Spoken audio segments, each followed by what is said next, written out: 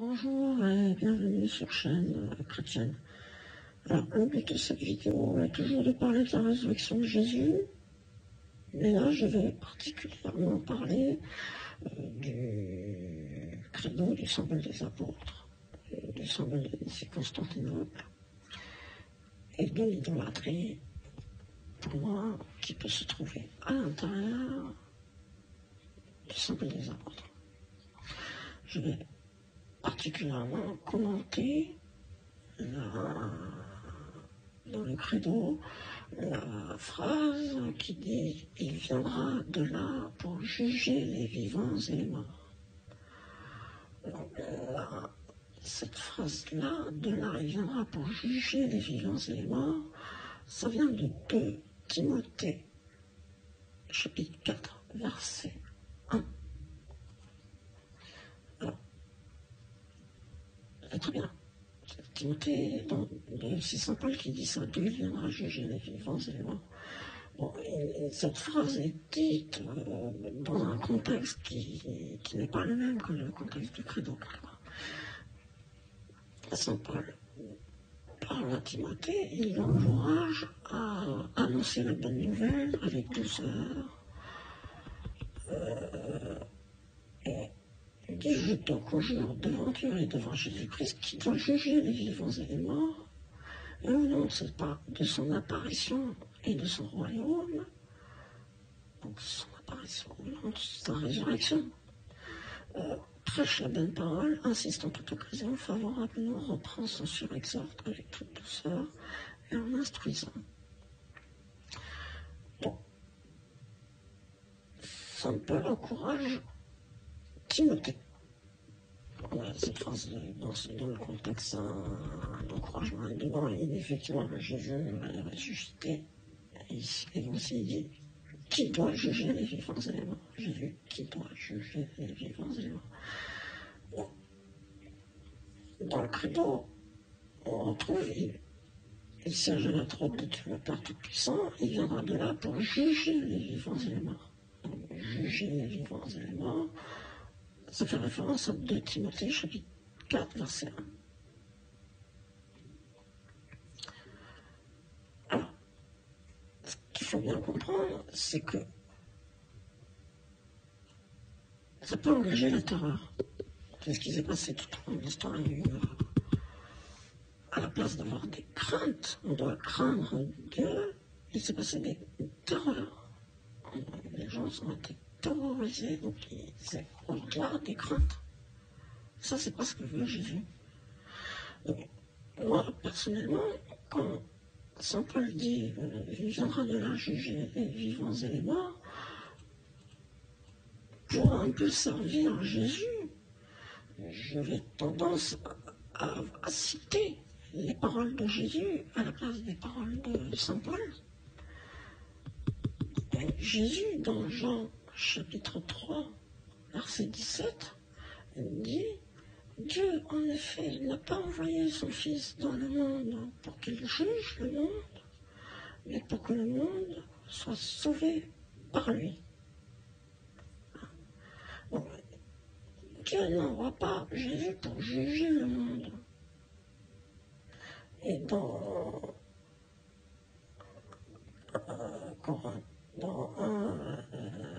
2 Timothée, chapitre 4, verset 1, Saint Paul dit « Jésus qui doit juger les vivants et les morts. » Tandis que Jésus dit, lui, Dieu m'envoie non pas pour juger le monde. Donc, pour diminuer la terreur, c'est quelque part mieux de croire Jésus plus que Saint Paul. Saint Paul va dire Jésus vient juger les vivants et les morts, mais si on croit Jésus, alors dans ce cas-là, Jésus nous dit Dieu m'envoie non pas pour juger le monde, mais pour le sauver. Alors, voilà, par contre, bon, c'est comme ça dans le credo, on va citer Saint Paul et ça inspire des craintes, mais en pratique, on voit la terreur, des gardes religieux, etc. Alors, moi, je pense que, quelque part, le credo, en citant saint Paul, ne vient pas forcément de... C'est pas la parole de Dieu. La parole de Dieu, c'est la parole de Jésus qui, lui, dit « Je ne viens pas pour juger le monde, mais pour le sauver. » Alors, ce qu'on peut remarquer, déjà, il y a de l'idolâtrie. J'ai parlé de l'idolâtrie dans les temples protestants. Et quelque part, j'avais remarqué ça. Pour eux, c'était le credo, alors que ça me paraît bizarre que Jésus vienne juger les vivants et les morts, alors que Jésus dit « Je ne viens pas pour juger le monde ». Et alors là, pour le protestantisme, dans la confession de foi de La Rochelle en 1559, les églises réformées de France déclarent reconnaître les trois symboles, à savoir des apôtres, de Nicée et d'Anastase, parce qu'ils sont conformes à la parole de Dieu. Donc, ils disent quelque part, la parole de saint Paul est conforme à la parole de Dieu. Sauf que non, la parole de Dieu, c'est Jésus. Ce qui est conforme à la parole de Dieu, ce sont les paroles de Jésus. Et Jésus, dans Jean chapitre 3, verset 17, dit bien qu'il ne vient pas pour juger le monde, mais pour le sauver. Donc on peut remarquer que le protestantisme fait de l'idolâtrie autour de Dieu, de Jésus.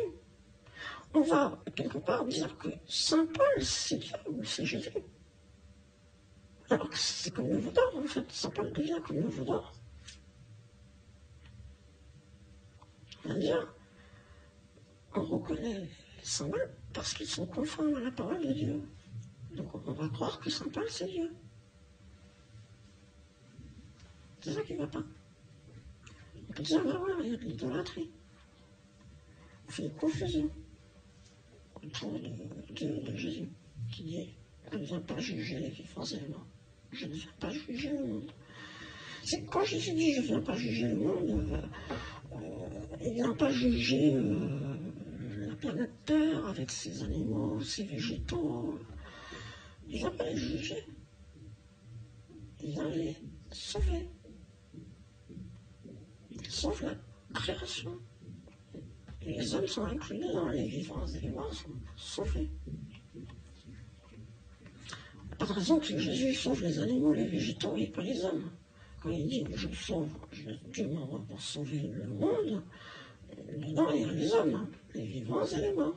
Jésus vient sauver les vivants et les morts. Et saint Paul dit non, Jésus vient juger.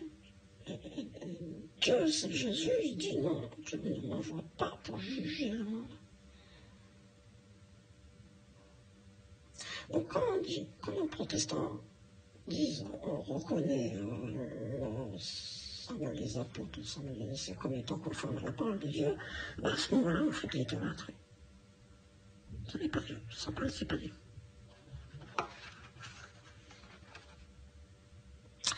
Alors, pour l'orthodoxie, alors là, c'est les orthodoxes et les orientaux, les chrétiens d'Orient, utilisent le symbole de Nicée, mais ils ignorent le symbole des apôtres. Ils ne reconnaissent pas l'autorité, ils disent qu'il n'y a pas Dieu, comme les protestants vont dire c'est conforme à la parole de Dieu. Les orthodoxes vont dire non, ce n'est pas conforme à la parole de Dieu. Et Saint Paul qui dit ça, il dit ce qu'il veut.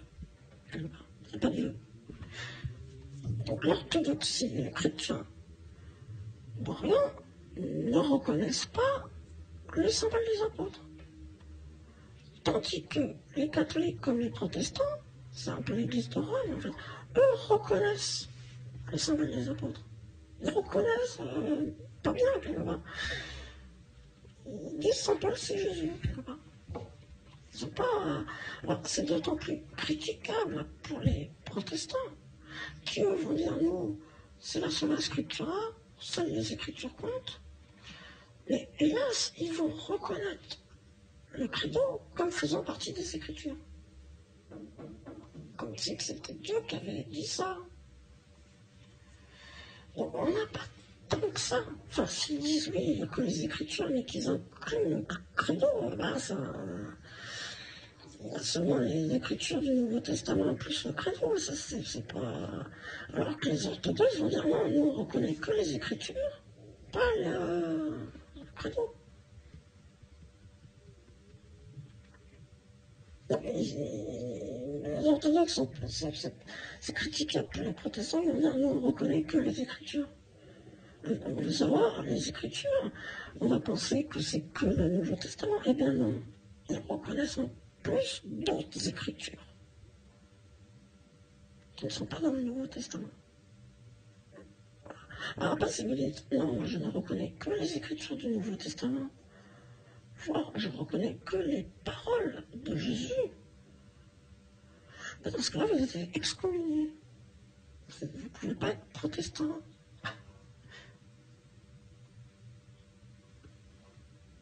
À la limite, les orthodoxes vont vous accepter, mais c'est pas la peine non plus, parce que les orthodoxes, je parlais de l'idolâtrie en ce moment, je vais davantage suivre l'approche protestante sans image taillée. Pas de représentation de Dieu. Donc c'est pour ça que je mets une vidéo où, là, c'est autour de la Sainte-Victoire, c'est pas une représentation de Dieu. Donc on a j'aurai la même croyance que les orthodoxes, je ne veux pas faire, eux font les représentations de Dieu. Des croix, des images taillées, des icônes. Bon, je ne sais pas pour autant, même si je suis d'accord avec les orthodoxes, qui ignorent le symbole des apôtres. C'est pas pour autant que je suis orthodoxe. Hein? Alors, les orthodoxes, il s'est passé un concile en 1438. Je lis ce qu'il a marqué dans l'Équipédia. Ainsi, en 1438, lors des premières assises du Concile de Florence, encore appelé Concile de l'Union, se tenant à Ferrare, les pères avaient invoqué l'autorité du symbole des apôtres. C'est l'Église romaine qui invoque l'autorité, on a la parole de Dieu, du symbole des apôtres. L'archevêque d'Éphèse, Marcos Eugénikos, ou Marc d'Éphèse, se leva et déclara au latin consterné: pour nous, nous ne professons ni même nous ne connaissons ce symbole des apôtres. S'il avait existé, le livre des actes en aurait parlé. Mais Marc d'Éphèse lui dit: le credo ne fait pas partie des Écritures, ne fait pas partie du Nouveau Testament. Si c'était vraiment la parole de Dieu, on le retrouverait écrit dans les actes des apôtres. Or là, il n'y a rien écrit dans les actes des apôtres. Le credo ne fait pas partie, le symbole des apôtres ne fait pas partie des Écritures du Nouveau Testament. Donc nous, on ne croit pas à ça. Par contre, les orthodoxes vont quand même ratifier ou être d'accord avec le credo, qui est le même texte pratiquement que le symbole des apôtres, mais ils sont d'accord pour dire que ça ne vient pas directement de Dieu, mais d'un accord ou d'un concile entre chrétiens. C'est pas pareil. Dire, on est plusieurs chrétiens, on va se réunir, on va dire ça. C'est pas pareil que Jésus qui va dire ça. Jésus, dans Jean chapitre 3, je rappelle verset 17, dit: je ne viens pas pour juger le monde, je viens pour le sauver.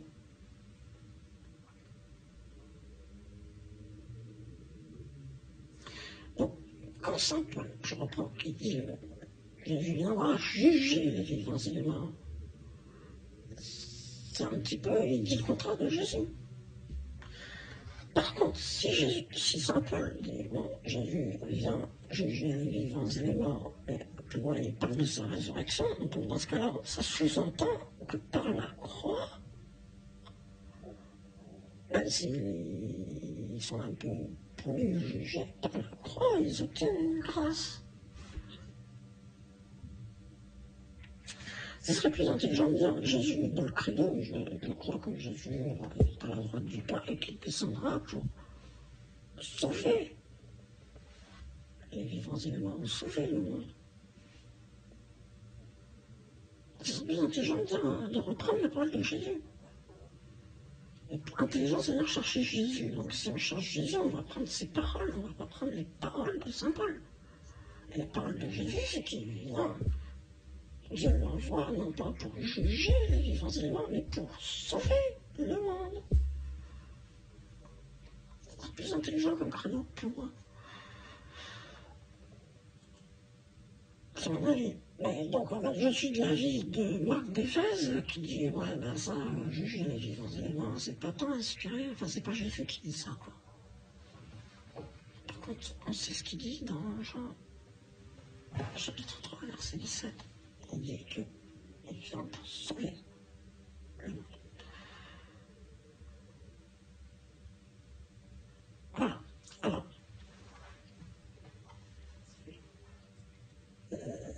la foi chrétienne, c'est bien aussi de terminer peut-être cette vidéo, de rappeler que même si Saint Paul peut dire un peu, peut-être un peu des trucs limites, il dit aussi des choses très bien.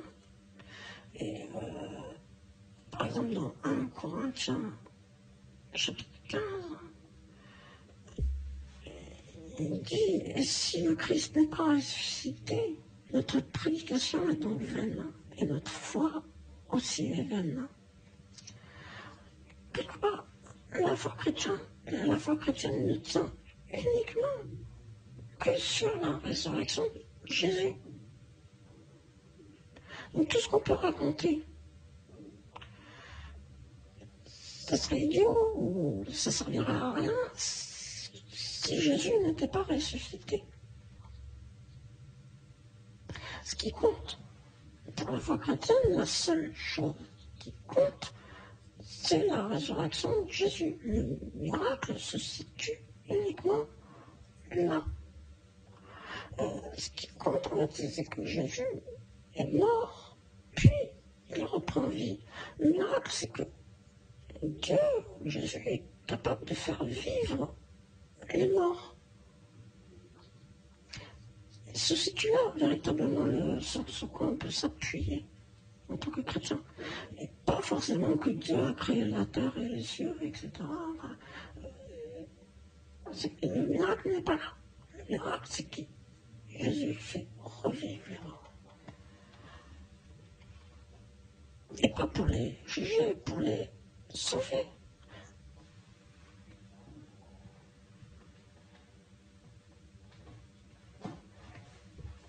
C'est ce que dit Jésus, je viens pour sauver le monde. Si vous commencez à croire à Saint Paul, au credo, ça va pas, enfin c'est pas, vous faites un petit peu d'idolâtrie. En premier, c'est Marc d'Éphèse qui vous le fait remarquer. Et aussi Jésus, si vous lisez bien, Jean chapitre 3, Jésus vient pour Dieu n'envoie pas pour juger le monde, mais pour sauver le monde.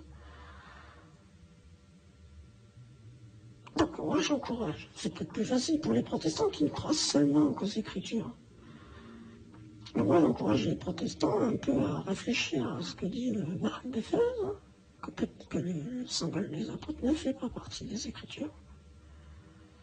J'encourage les protestants un peu à reprendre le Saint-Esprit, à croire comme Jésus, que le credo, c'est pas Jésus qui dit ça. J'encourage les protestants à ne pas reconnaître l'autorité du credo, pas plus que l'autorité du pape, ça c'est bon, il n'y a pas de souci, mais de ne reconnaître que comme autorité les paroles de Jésus dans le Nouveau Testament. Alors, ça serait les protestants orthodoxes plus que les protestants catholiques. C'est à lui de voir. Que la paix et la foi de notre Seigneur soient avec vous. Que Dieu vous bénisse. Que Jésus vous bénisse. abonnez-vous à la chaîne chrétienne.